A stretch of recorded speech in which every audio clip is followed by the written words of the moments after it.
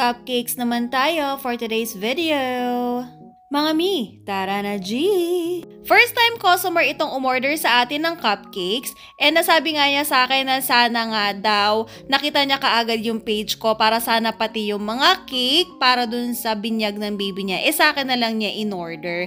Pero okay lang yon, at least diba sa akin naman siya umorder ng cupcake giveaways and malay mo pag nagustuhan niya soon sa susunod na occasion nila sa akin na sila umorder ng mga cakes. Amazing! Red velvet with cream cheese filling pala ang order na flavor ni customer. And as you can see, gumagamit ako nung kabilang dulo nung piping tip natin para pambutas dun sa cupcake natin. Kapag kasi ang order ng customer sa akin ay cupcake lang, nilalagyan ko talaga ng filling sa loob para naman matikman nila kung ano ang lasa ng cupcake natin na merong palaman, since same din ito kung paano natin ginagawa ang mga cakes. Amazing! Ang bongga nga ng mga cupcakes na nagawa natin dito, kitang-kita nyo naman kumikinang siya sa super moist niya. At ito na nga nilalagay na natin yung cream cheese filling natin na of course, again, sariling recipe natin.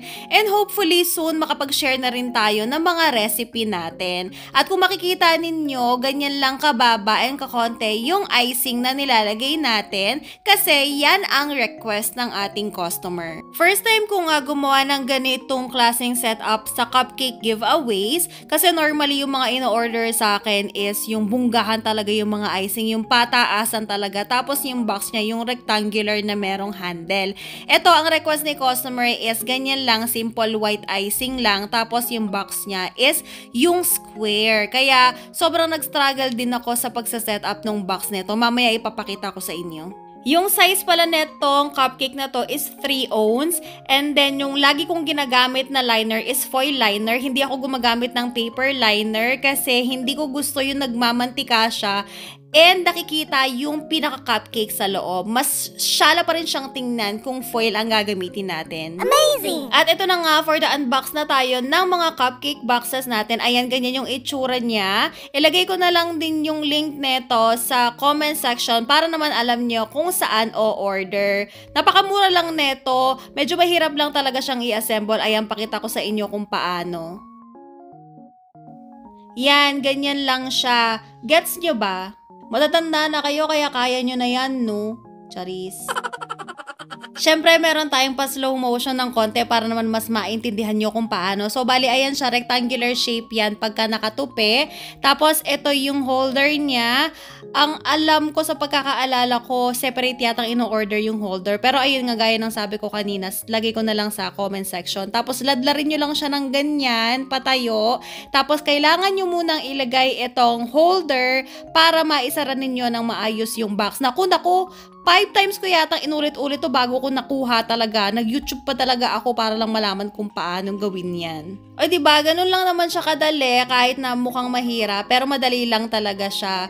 Hindi naman siguro ako ganun kagulo mag-explain, no? Basta alam nyo na yan, nakita nyo naman na. Try nyo na lang kapag meron na kayong pa-order na ganito. Amazing! Nakalimutan ko na rin kung ilang piraso itong in-order ng customer na ito. Bali, ang ginawa ko kasi pagkatapos kong i-design yung cupcakes natin, nilagay ko na siya sa chiller.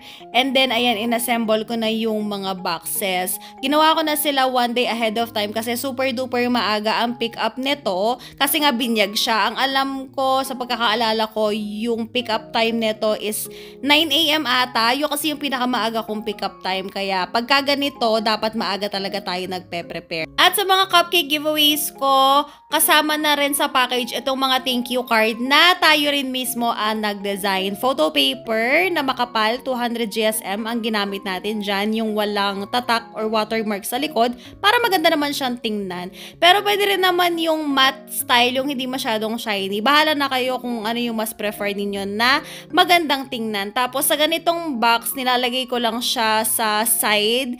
Naka-tape lang yan para hindi pa rin matakpan yung pinaka-cupcake natin. Bale, i-match nyo na lang din yung layout and design nung inyong thank you card doon sa theme nung event ni customer, tanongin nyo si customer kasi nga giveaway ito. Normally talaga dapat match siya doon sa kung ano man yung theme ng party. And kapag ka may mga dagdag na details na ipapalagay dun sa thank you card, kunyari picture ng bata, ganyan, or may ipapa-edit, ganon, magpa-additional kayo ha, kasi merong additional charge talaga kapag ka nag-e-edit kung i-order yan sa mga printing na businesses, mahalang bayad dyan. Kaya, dapat meron kayong additional charge. Ayan na ang itsura ng box natin kapag ka meron ng thank you card at meron ng cupcake sa loob. Pero hindi pa tapos yan. Syempre, kailangan natin lagyan ng ribbon. At ang request na color ng ribbon ni customer is sky blue kasi ayan ang color motif ng kanilang theme sa kanilang venue. Kapag ka mga ganito may pinapaad na ribbon, ganyan, nagsasend ako ng picture kay customer ng mga kulay ng available ribbons para sila na lang din ang mamili. Kasi minsan kapag sinabi ni customer blue, ganyan, tapos yung mabili mong blue is yung royal blue, o diba, edi hindi na match yun sa gusto niya. Kaya make it a habit na meron tayong attention to detail, lalo na sa mga kulay na yan. Kaya nga nagpapakustomize sa mga customer dahil meron silang mga preferences. Kaya palagi po natin yan dapat tinatanong sa mga customer natin kasi minsan nakakaligtaan din nila yan. At ayan na nga ang final look. Wow, final look ng ating cupcake giveaways. O diba, ang syala niyan tingnan, ano lang siya, aesthetic, ganun. Simple but elegant. O diba, vunggahan. Pwede pala to ibenta ng 60 pesos pataas, pero syempre mag-costing kayo. Paano ko binabox itong mga cupcake giveaways na to, lalo na kapag i-deliver or pipikapin, ayan, bili na lang kayo ng mga boxes. Marami naman nagtitinda niyan sa palengke, sa groceries, ayan, or sa mga nagtitinda ng mga boxes mismo. Make sure na lang na malinis yung bibilhin ninyo, syempre. Tapos, ayan, i-align ko lang siya. And kapag hindi kasya, extend na lang yung pinakatakip, hindi naman na kailangan takpan yan.